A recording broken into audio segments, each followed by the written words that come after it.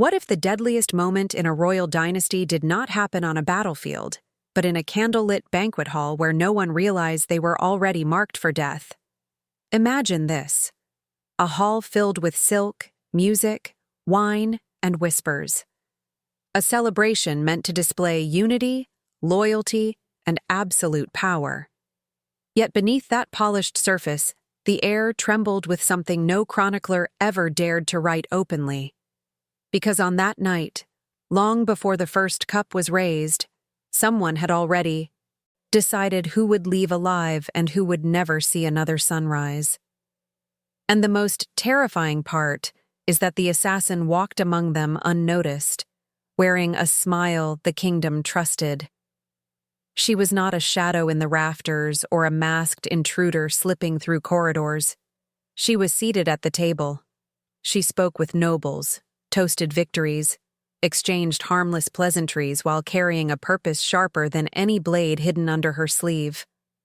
The official accounts describe a simple poisoning, a political dispute gone too far, a tragic misunderstanding.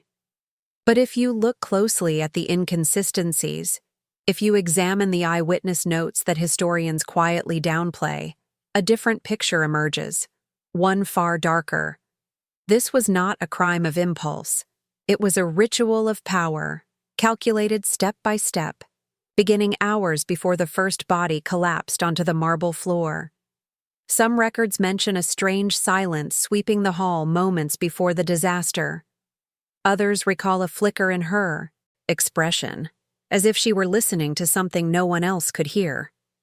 And then there are the missing pages, the erased lines in court documents, the sudden disappearances of servants who later tried to speak. Put these fragments together, and the truth becomes difficult to ignore.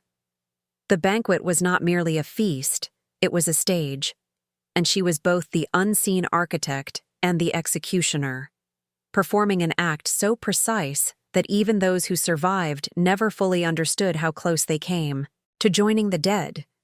But here is the question that opens a much deeper path. Why did she do it? What force could drive someone to turn a royal celebration into a massacre executed with terrifying elegance? To answer that, we must step further back, into the secrets she carried long before that night, into the rituals whispered through generations, and into the mechanics of silent warfare practiced by women whose names were later erased by the crown itself. Before we reach that point, I want to know something from you. Has a historical event ever felt incomplete to you, as if the truth were intentionally hidden? Share your thoughts in the comments. Leave a like if this unfolding mystery pulls you in, and make sure you are subscribed so you do not miss the next revelations, because what you will discover next may challenge everything you thought you knew about this assassin. And the night that reshaped a kingdom. She was not born a predator, at least not in the way the court later whispered. Long before the banquet, long before her name became a quiet warning passed between frightened advisors, she lived in the margins of power, observing the kingdom from a place where ambition grows in silence.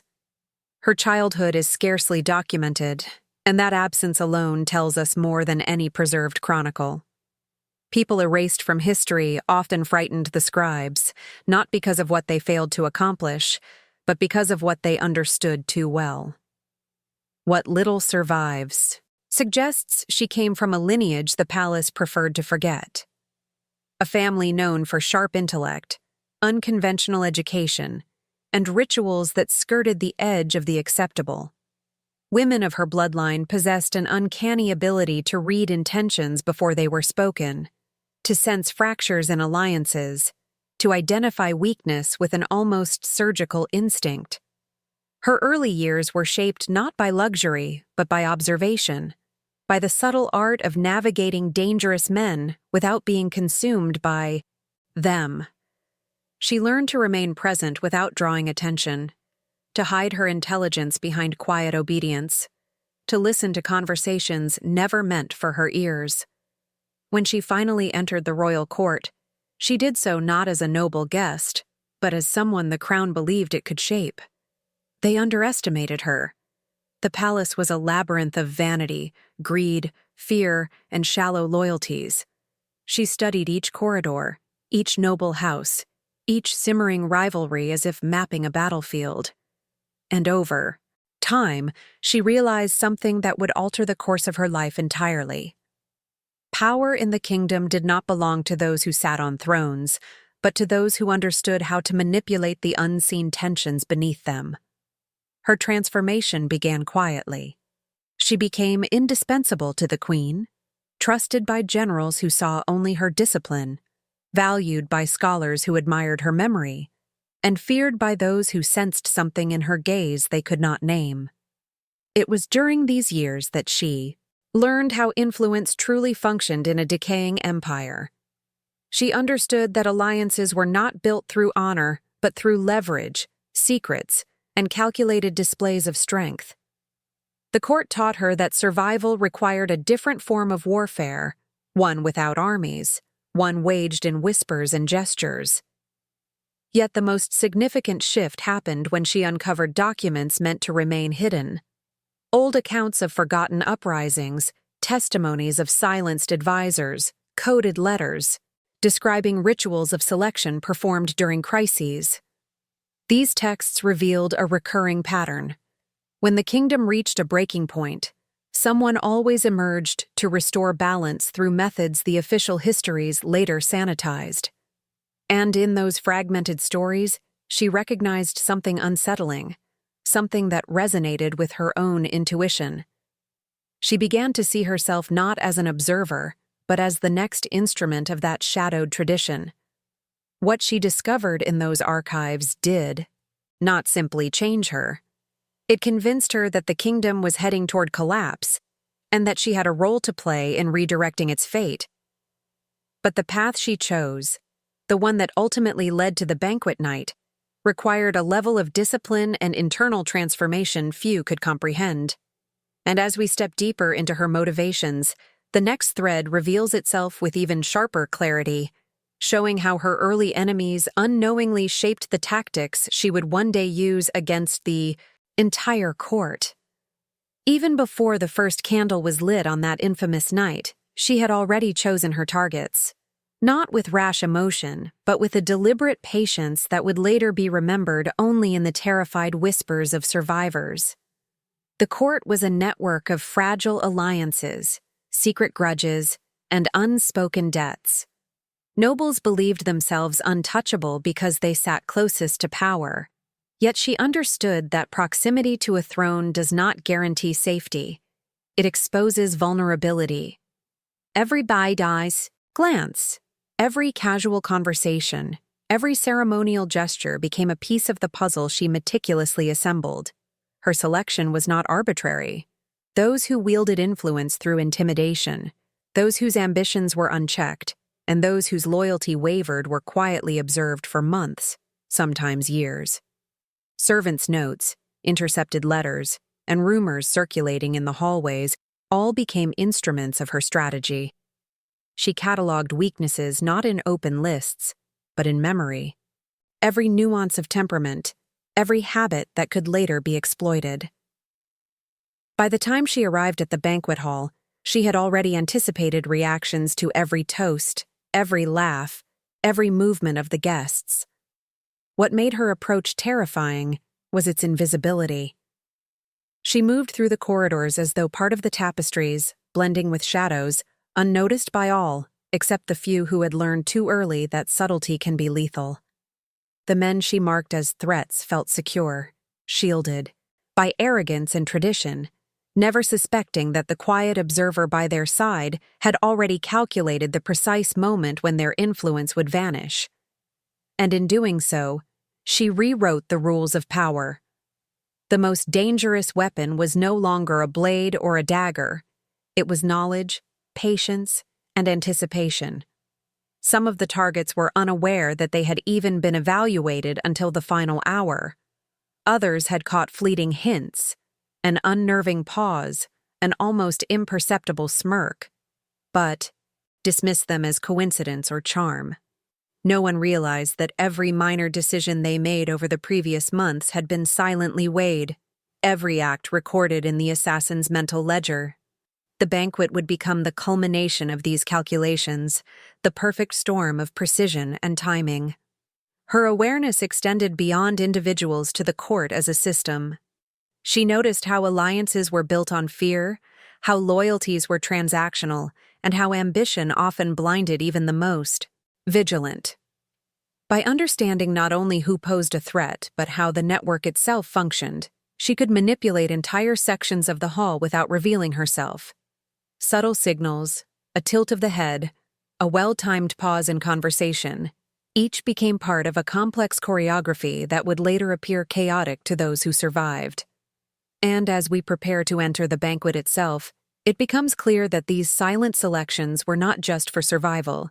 They were the first moves of a strategic game, one in which the kingdom itself was a board and every noble piece a target. The night would test everything she had learned, everything she had observed, and everything she had patiently catalogued. What happens when anticipation meets action is a lesson in precision, and the first shockwaves of that night are about to ripple through the unsuspecting court. The preparations began long before the first banquet chair was occupied. While courtiers arranged flowers, polished silver, and poured the finest wines, she engaged in a quieter, far more intricate ritual, one invisible to the palace's prying eyes. It was not a spell or superstition in the way popular stories might suggest, but a meticulous sequence of observation, timing, and subtle influence, practiced with the precision of a seasoned tactician. She knew that in a hall where every smile could hide a dagger, the real power lay in controlling perception. Every movement mattered.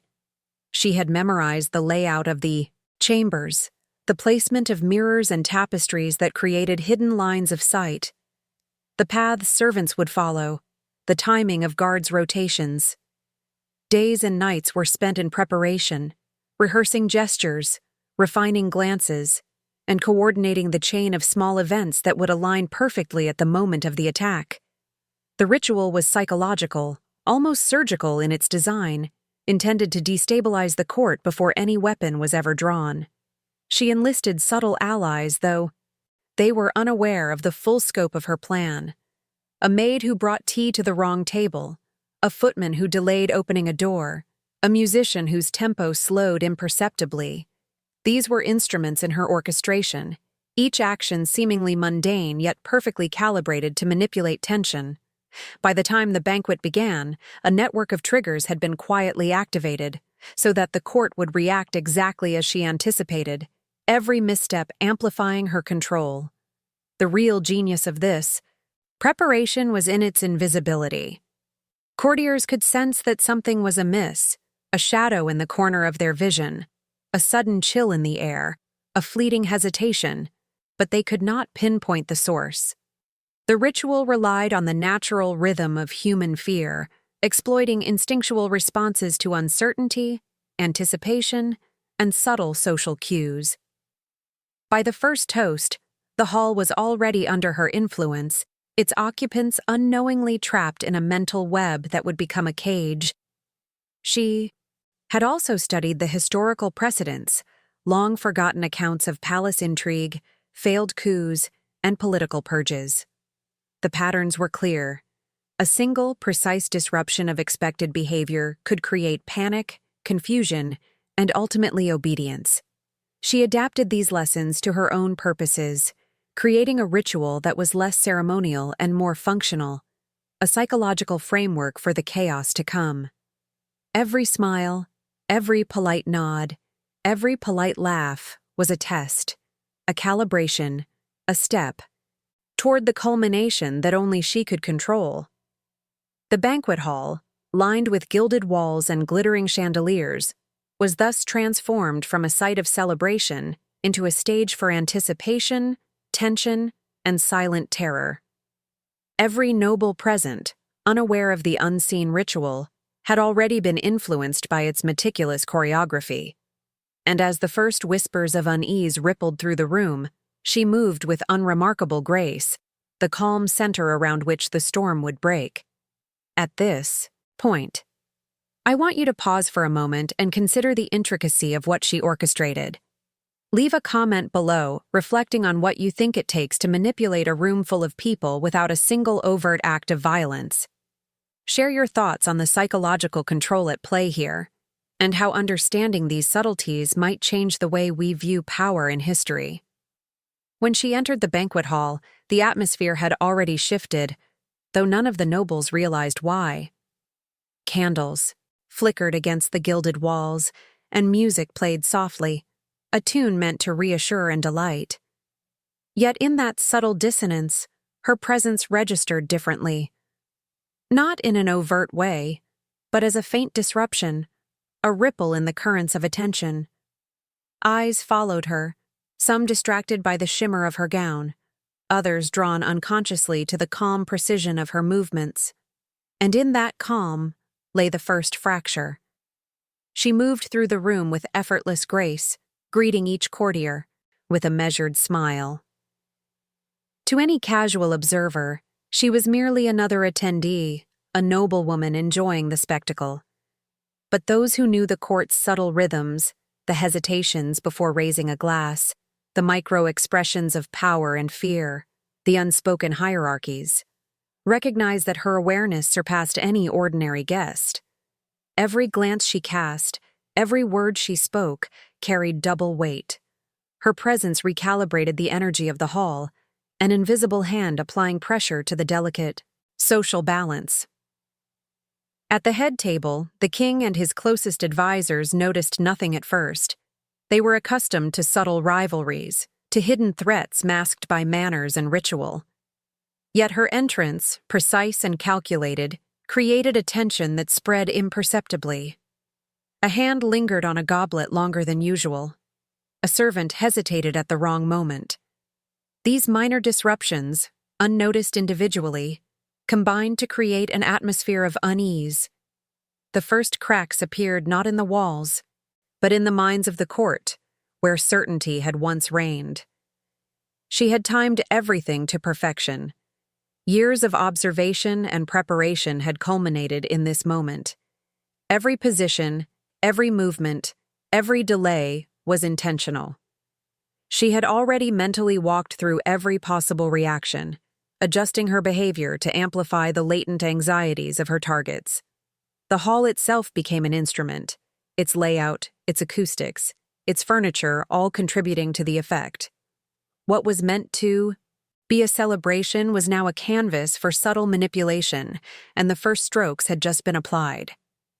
As she approached the table where her primary target sat, she allowed a barely perceptible hesitation, a pause that seemed casual but was loaded with significance.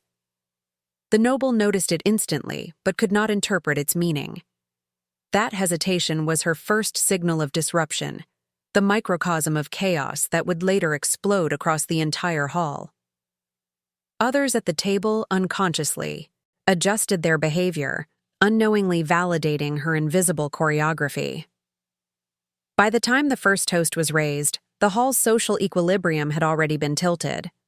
Anxiety and anticipation intertwined with the wine and music, creating a tension the guests could not escape. She was both participant and orchestrator, fully integrated into the ceremony, yet entirely separate from it, manipulating outcomes without a single overt act of aggression. And as we move forward, the true impact of her entrance becomes unavoidable, as the carefully constructed atmosphere of unease reaches the critical point that will turn ritual into terror. The first subtle signs were almost imperceptible. A goblet trembled slightly in the hand of a minister. A chair scraped softly against the polished floor in a rhythm that unsettled the ears of those seated nearby. The assassin had already placed herself in the center of a network she had constructed in silence, an intricate lattice of observation and control that would determine who survived the night and who would vanish without a trace. By now, the hall itself seemed to conspire with her, every reflection in the gilded mirrors, every flicker of candlelight reinforcing the tension she had cultivated for months. When the musicians struck the first chord of the formal fanfare, she shifted her posture with the precision of a predator assessing its environment. A subtle glance here, a barely noticeable tilt of her head there, each Micro-movement resonated with intent, sending ripples through the psyche of her targets. Courtiers adjusted their positions unconsciously, their anticipation growing, a latent anxiety taking root.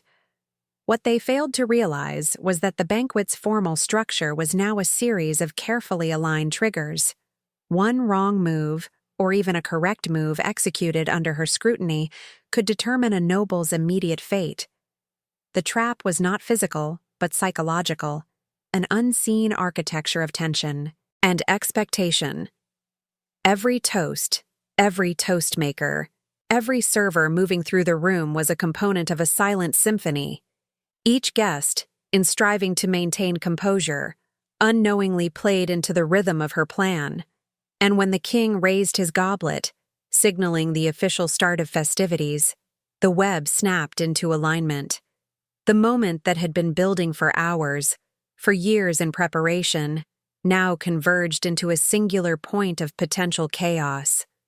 What transformed an ordinary banquet into a lethal stage was not a single action, but the orchestration of multiple minor manipulations, each imperceptible yet cumulatively devastating. The assassin had studied human behavior with the meticulous attention of a scientist, anticipating fear, pride, hesitation, and the instinctive need for self-preservation. Her strategy relied on magnifying the natural fragility of these noble minds until they were all subtly unbalanced, their defenses compromised long before any explicit threat materialized. Then came the signal, the first deliberate disruption. A servant spilled wine, almost accidentally, on a richly embroidered garment. The noble who received it stiffened, eyes darting nervously, and in that moment of micro-dread, the ritual of chaos took hold. Others reacted similarly, minor disturbances escalating into a collective awareness that something was wrong, though no one could yet articulate what.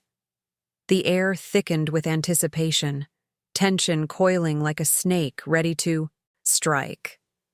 By the time the first guest whispered an unintentional question aloud, it was too late. The atmosphere had shifted irreversibly, a subtle yet absolute confirmation that the banquet was no longer a celebration, but a stage for her strategy. And as the room teetered on the edge of control, the first calculated act of terror would soon unfold, igniting the chain of events she had designed so meticulously, leaving the court with no sense of how completely they were under her influence. As the first ripple of unease spread through the banquet hall, her mastery of invisible warfare became clear. She did not brandish a sword, nor did she issue threats aloud.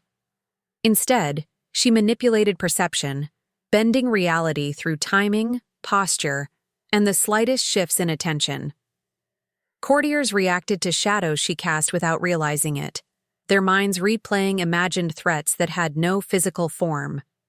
She orchestrated a symphony of hesitation, exploiting instinctive human fear, ego, and pride, turning ordinary movements into a psychological trap. Every glance was measured, every nod intentional, every laugh precisely timed to unsettle those whose loyalty she questioned. By subtly rewarding or ignoring certain reactions, she reinforced doubt and insecurity, making nobles second-guess their own judgments. The chain of command, the social hierarchy, and the unwritten rules of etiquette became tools in her arsenal. In her hands, influence was far more lethal than any blade. And those who believed they held power felt it slipping invisibly through their grasp. Her understanding of human behavior was rooted in patient observation. Months, sometimes years, of watching subtle interactions had allowed her to anticipate responses, detect insecurities, and exploit emotional triggers.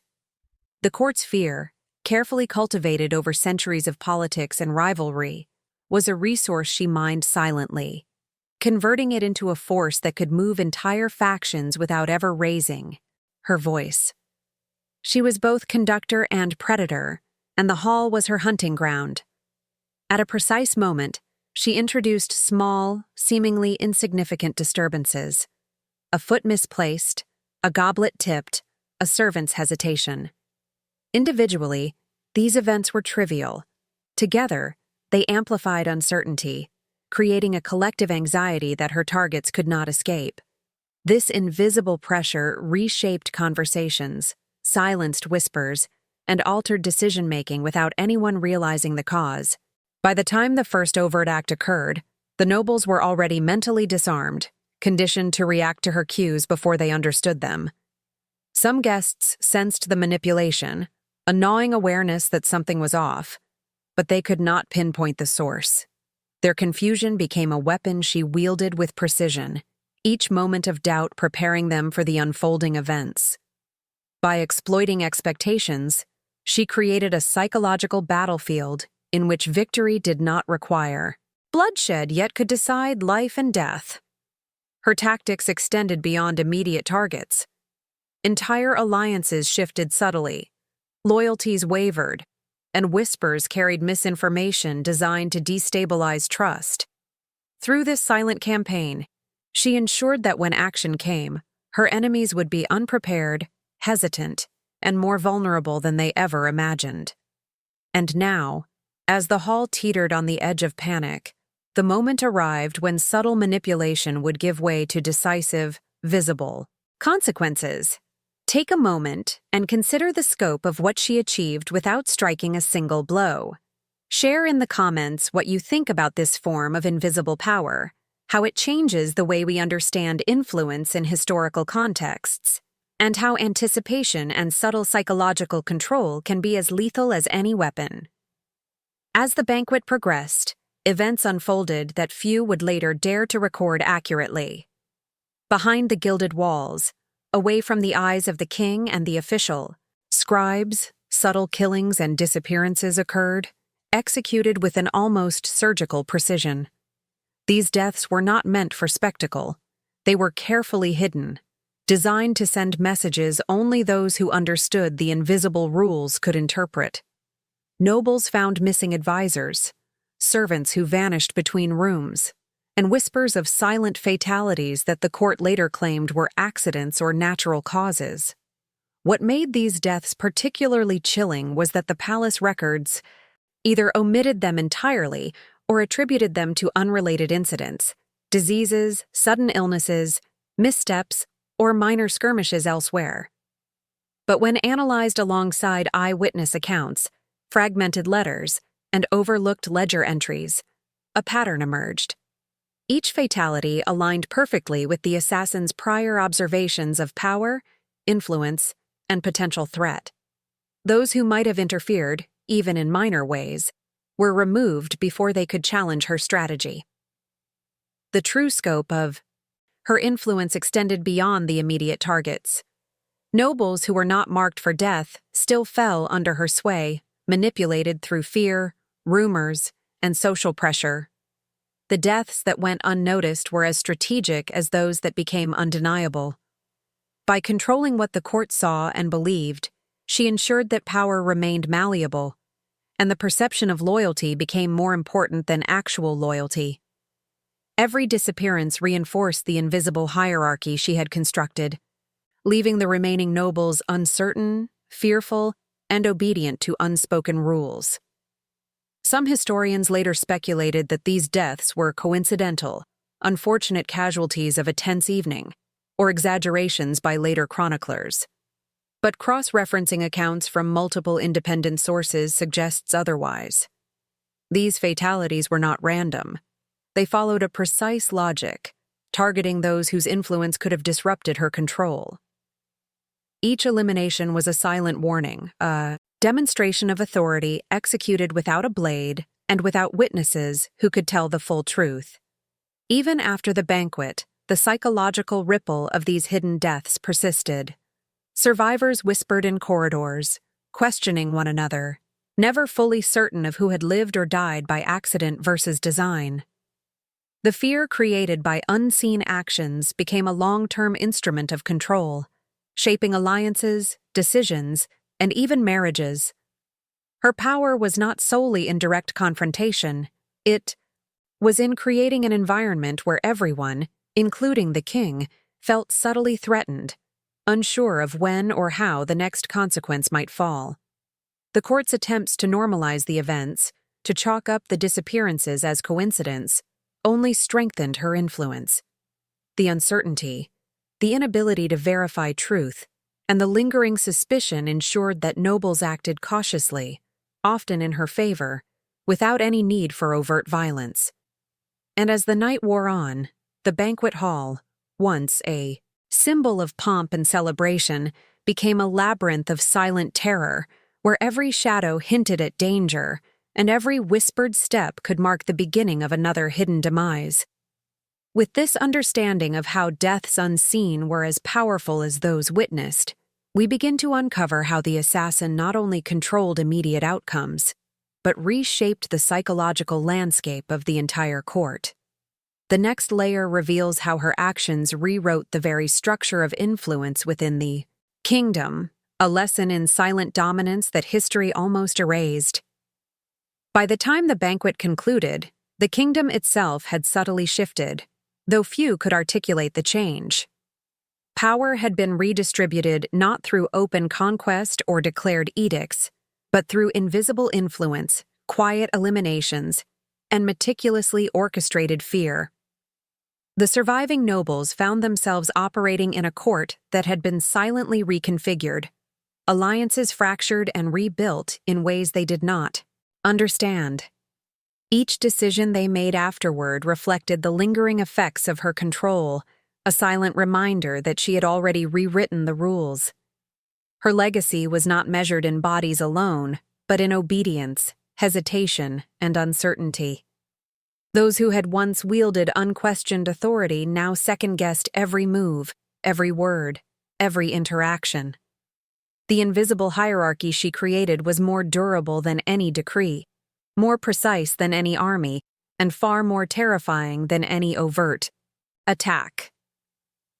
By manipulating perception, she transformed the court's psychology, embedding her influence into the very structure of governance. Every whispered suggestion, every subtle glance, and every delayed reaction she had engineered now cascaded through the corridors of power.